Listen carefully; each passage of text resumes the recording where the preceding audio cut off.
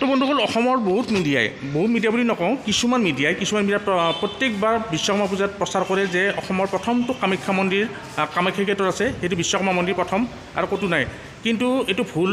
ৰঙিয়াতো আছে এটা দ্বিতীয়টো শিৱ মন্দিৰ য'ত আজি 50 বছৰ বৰ্ষ পাইছে এইবাৰ বিভিন্ন কাৰ্যসূচীৰে পূজা পালন কৰিব আহকচোন সেই পূজা কমিটিলৈ যাওঁ ৰঙিয়াৰ সেই পূজা কমিটি কেনেকৈ আগবাঢ়িছে 17 তাৰিখলৈকে তেখেতসকলে অমৃত কলহ য'ত নদীৰ পৰা পানী তুলিব গৈছে এনেকৈ এটা সম্পূৰ্ণ আধ্যাত্মিক পৰিৱেশত তেখেতসকলে এইবোৰ কৰি আছে আহকচোন ইয়াৰ সামগ্ৰী পৰিৱেশ চাওঁ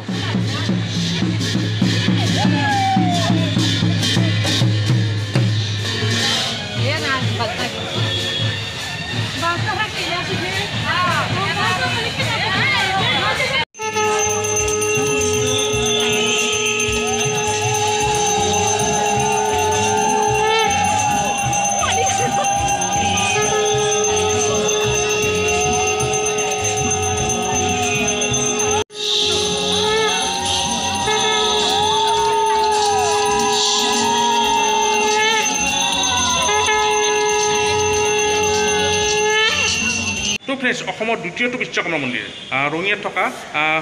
পূজা সমিতিয়ে 3 দিনীয়া প্ৰগ্ৰাম কৰিছে আজি আছে 15, 16, 17 এই 3 দিনীয়া প্ৰগ্ৰাম আছে বহুত প্ৰগ্ৰাম হ'ব নাগাৰ নাম পৰ্যন্ত হ'ব আপোনালোকক আহ্বান জনাইছোঁ এই ৰঙিয়া তিনিআলি বিশ্বকৰ্মা পূজা আহিবলৈ তাৰপৰা নকল আজি ভিডিঅ'টো ইমান সামৰিছোঁ বিশ্বকৰ্মা পূজাৰ আৰু ৰঙিয়াৰ বহুত ভিডিঅ' দিম তাৰ বাবে প্ৰস্তুতি লৈ আছোঁ আজিলৈ বিদায় আছোঁ ধন্যবাদ